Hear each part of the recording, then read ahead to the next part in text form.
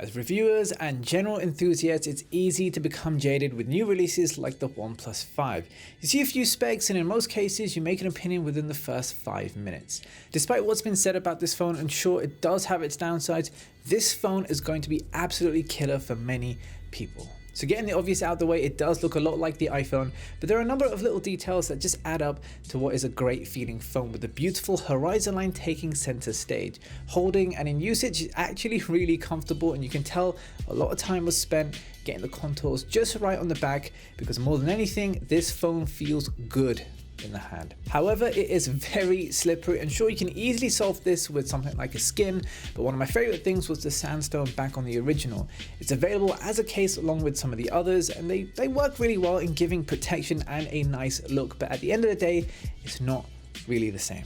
Besides the feeling of using, you'll be really impressed by just how fast this phone is, and ultimately that's what this phone will be known for. So we have the latest Snapdragon 835 like most flagships, but here the optimizations make it fly. Careful tweaks to how the CPU responds to touches and how the memory handles at priority really just keeps this thing flying constantly. Subjectively, it's even noticeable coming from the Galaxy S8. Now you might think one of the downsides of something like this might be battery life, but it's been fairly consistent for me at around 4 hours of screen on time, and this is with heavy usage with all radios on and on auto brightness. I know other reviewers have had mixed responses, but after a couple of weeks of usage, it's been good to me.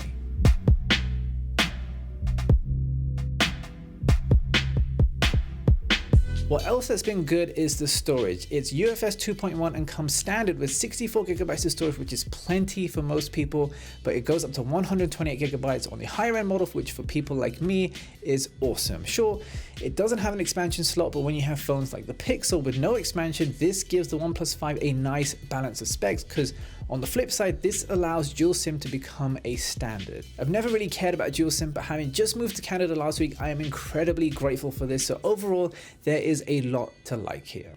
Actually, on my flight, I had a long time to listen and watch a bunch of content, so I know the display is only 1080p, and some friends have had an issue with the pentile pixel arrangement, but in all honesty, it's not bad. Most people won't even notice it. So what you will be thankful for are the sRGB and DCI-P3 color spaces that you can choose from. They'll make a massive difference in everyday day-to-day use and give you a more correct representation of what you're looking at. The audio is actually pretty decent too. It uses direct HD, and whilst I wouldn't say it's going to blow your mind, it is better for me than other phones I've used like the Pixel and the S8.